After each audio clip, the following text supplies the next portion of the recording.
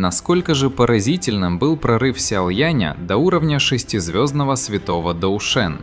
Командир армии Гу, Линь Цюань, был до смерти напуган. Гу Юань сразу же принял его как своего зятя, а даже Лэй Ин, глава клана Лэй, был ошеломлен.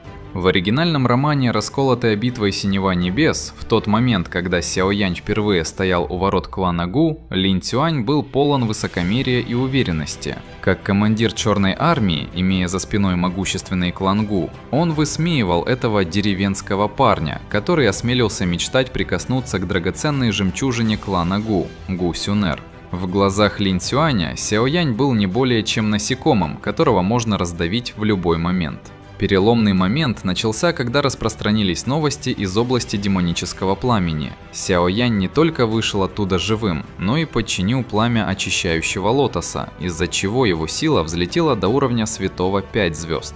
С этого момента мир Линь Цюаня начал рушиться. Ему пришлось признать, что мальчик, которого он когда-то презирал, достиг высоты, на которую теперь сам вынужден смотреть снизу вверх. Но в глубине души его нежелание смириться росло, словно ядовитые сорняки. Он утешал себя тем, что это всего лишь удача, что Сяо Янь просто внезапно появившийся выскочка. Реальность вскоре ударила еще сильнее. Во время уничтожения клана Яо Хуньша, один из 4 святых клана Хунь, лично начал охоту на Сяо Яня.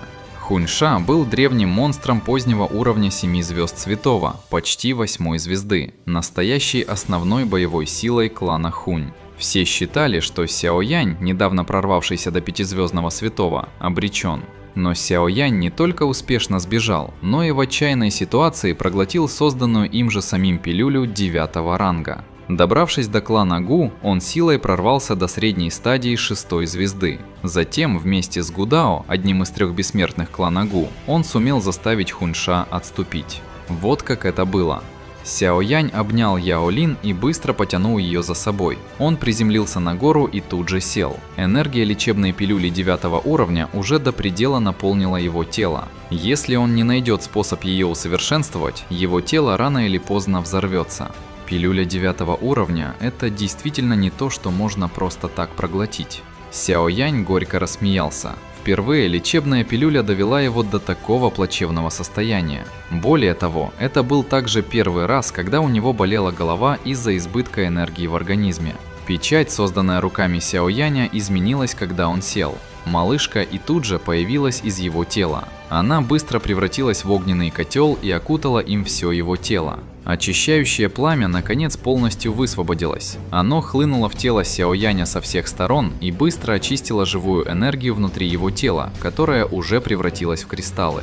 Не подвергаясь нападениям врагов, Сяо Янь наконец смог полностью сосредоточить свой разум и использовать всю свою силу для очищения энергетических кристаллов внутри своего тела. Вскоре после этого большая группа подкрепления клана Гу наконец прибыла с опозданием. Во главе стоял Линь Цюань. Перед таким ужасающим существом Линь Цюань теперь ощущал себя не более чем муравьем. Естественно, он больше не осмеливался вести себя с прежним высокомерием. После краткого объяснения произошедшего в клане Яо, Сяо Янь попросил Гудао организовать срочную встречу с Гу Юанем. Вскоре в большом и величественном зале собрались все старейшины клана Гу. В центральном месте сидел Гу Юань, которого Сяо Янь уже встречал дважды. Слева от него находились 3 бессмертных клана Гу, включая Гудао. Также Сяо Янь увидел несколько знакомых лиц – старейшину Тон Сюаня, Гу Сюнер и Гу Циньяна. Когда Сяо Янь впервые вошел в клан Гу, его силы уровня почтенного воина было недостаточно, чтобы привлечь внимание большинства членов клана. Но всего за несколько лет он не только починил пламя очищающего лотоса, убил некогда непобедимого главы зала душ Хунь Мишена и стал доминировать на центральных равнинах, но и прорвался до средней стадии святого 6 звезд. Теперь его сила была даже выше, чем у Гу Сюнер, самого талантливого гения клана Гу, и лишь немного слабее 3 бессмертных клана.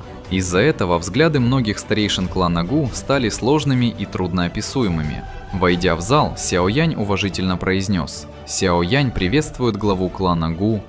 Гу Юань кивнул, его тон был полон восхищения. Достичь такого уровня менее чем за 10 лет. Если бы Сяо Сюань знал об этом, он был бы невероятно рад. С этого момента можешь называть меня дядей. Как только эти слова прозвучали, лицо Гу Сюнер мгновенно покраснело. Очевидно, Гу Юань уже знал, что Сяо Янь забрал ее невинность и фактически принял его как будущего зятя. Неудивительно, что Гу Сюнэр быстро покраснела. Многие представители молодого поколения клана Гу были крайне шокированы. Подобными словами Гу Юань, похоже, принял отношения между Сяо Янем и своей дочерью. Сяо Янь на мгновение застыл, затем быстро ответил: «Спасибо, дядя Гу Юань». После этого он начал рассказывать о разрушении клана Яо. После окончания церемонии в клане Яо, пожирающее пустоту, пламя привело экспертов клана Хунь. Еще более ужасающим было то, что это существо могло превращаться в бесчисленных членов клана Пожирающего Духа, специально, чтобы поглощать силу родословной клана Яо. Когда это услышали, Гу Юань и старейшины были шокированы. Что касается Пожирающего Пламени, он занимал второе место в рейтинге Небесных Огней. В прошлом он заключил соглашение с Хунь Тяньди и с тех пор работал на клан Хунь.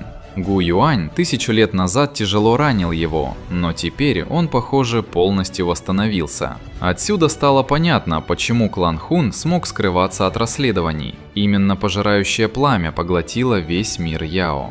В зале повисла мертвая тишина. Поглотить целое пространство было чем-то по-настоящему ужасающим. Гу Юань посмотрел в сторону царства Хунь. Они атаковали кланы Лин, Ши и Яо, вероятно, ради двух целей: собрать силу родословной и заполучить осколки нефрита древнего бога Тоше. Похоже, Хунь Тяньди больше не собирается ждать.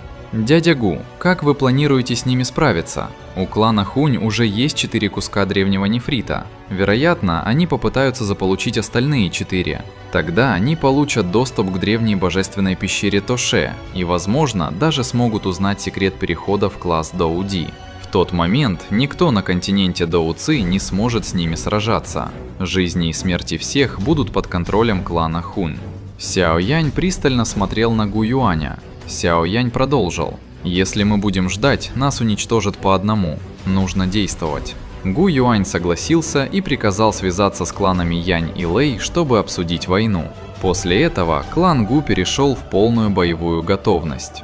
Сяо Янь остался, чтобы поглотить остаточную энергию пилюли и стабилизировал силу на средней стадии шестизвездного Доушена. Позже Сюнэр привела его в зал, где уже прибыли представители клана Янь и клана Лэй. В зале также находились Лэй Ин и Янь Цзин. Гу Сюнэр объяснила, что Лэй Ин – глава клана Лэй. Пока стороны обсуждали ситуацию, выяснилось, что молодое поколение клана Лэй уже успело победить нескольких гениев клана Гу, включая Гу Циньяна. Это вызвало напряжение и спор о Гу Сюнэр, которую ранее пытались выдать за Лэй Дуна. Ситуация быстро обострилась, и на тренировочной площадке начались конфликты между молодыми поколениями кланов. В этот момент появился Сяо Янь. Да, нас ожидают крайне интересные события в клане Гу, особенно теперь, когда Сяо Янь был на уровне шестизвездного святого Доушен. И особая благодарность спонсорам. Это видео вышло эксклюзивно для вас в первую очередь. Ваша поддержка неоценима. Спасибо большое. Ставьте лайк за старание и всем пока.